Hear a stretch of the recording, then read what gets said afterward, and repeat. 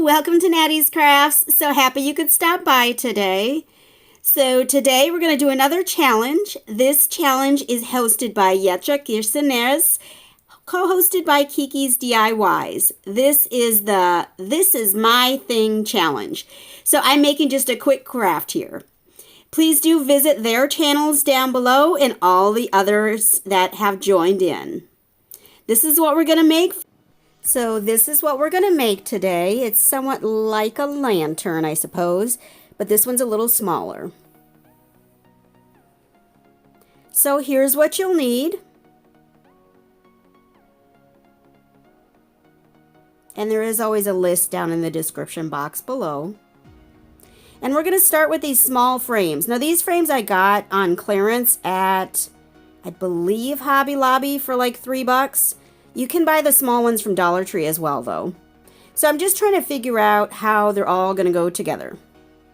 Then we're going to go ahead and take them all apart. And the little clips that are holding everything together, the backing and all that, those little clips can come out. I didn't do that here at this time, but I end up taking those out.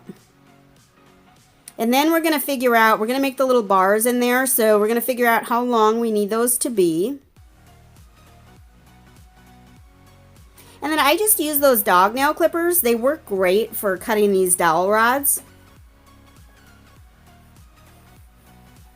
And I thought I was going to be able to fit 4 on each frame, but I was just kidding myself. That was not going to fit. So I ended up just using 3. So you would just need 3 of the small bars for each frame. So 12 altogether. And you do want them to be snug. But you don't want them to be too loose either. So they do have to be a little bit snug, and then the little hot glue will help to hold them. All right, so once we've got those all cut, we're going to go ahead and either stain or paint everything. Now I am doing, a fake stain, just using brown paint, or I think this was wax that I was using. But I am needing it to match those frames, because the reason I got them was because I love their color. So I'm going to start off just by, staining or painting these with this brown color just to get kind of the background of the brown. And then we're going to add some more light colors, some more gray and some metallics. So we're going to do this to 4 tumbling blocks, the tumbling blocks from the Dollar Tree. And then all 12, actually I ended up using, I believe, 16 of these small dowel rods. And we need a few more dowel rods just to securely hold the frames together. So there is a couple extra you'll need. So 16, I believe, total.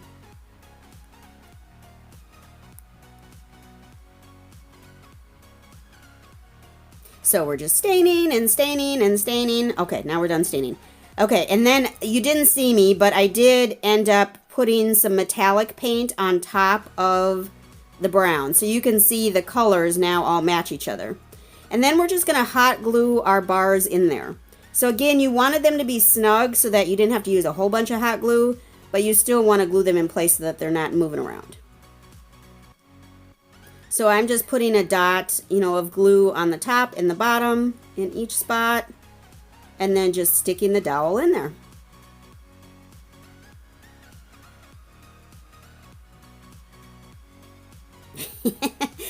Obviously the glue strings were going crazy for me there.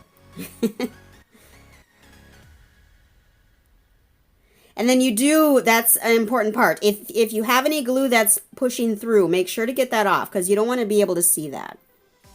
And it's easiest to take off when it's, still hot. So we're just going to do this same thing. We're going to put all of the, 3 of the bars in each of the frames. And I started off with the middle ones so that it's easier to measure or easier to gauge where the other 2 should go.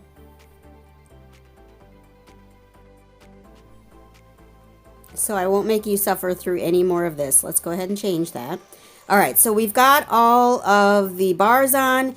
Now we're going to work on getting these connected together. Now here is where perhaps measuring would have been a good idea, or using the Dollar Tree square would be good. I didn't do it properly, so my little frame did not end up being square somehow. I don't know how, but it didn't work out for me. So just make sure that when you're putting these pieces together, you try to make it as square as possible. It'll be easier that way. So I'm just putting glue on the block, attaching the frame to the block. And I'm going to do this on 3 of the 4 pieces, 3 of the 4 frames. And you're going to leave one empty just because of how it's going to fit together. So you see there's kind of one on each side. And I'm wanting the little square in the corners. I don't know if that makes any sense, but I'm wanting there to be a little gap between each corner there. And again, I don't know, this wasn't the easiest thing for me to figure out somehow. Normally I just glue stuff together and it all works out, but this was not square. And you can kind of see it here where it's leaning in, the part to the left is leaning in. So I did take it apart and I redid it, and here it is again, and it's still not square. So I could only do it so many times before I was going to get irritated. So then I'm going to go ahead and put the supports on the inside. So I'm just going to run a line of glue there and then use one of those extra pieces of dowel rod. That'll give it a little bit of support, make it a little bit stronger. And here's where my frustration you can really see. You can see it's not square. Like it did not line up properly. But that's okay. You know, it's a do-it-yourself. It's okay.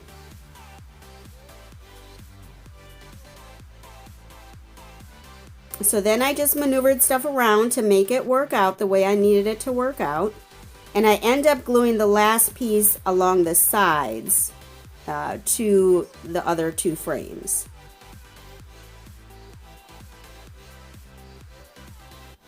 All right, once we've got that all glued, then we're going to put a bottom down inside that square because I am going to put a light in there. So I just used a small piece of cardboard that I had, and I'm just going to paint it again with that metallic paint.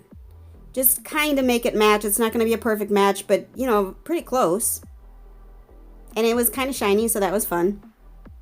And so I'm just going to somehow get my glue gun down in there. And I'm going to put hot glue on all of the bars that were sticking out in there.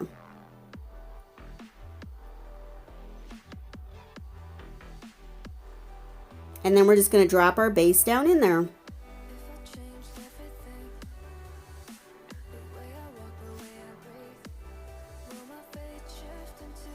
And that's it.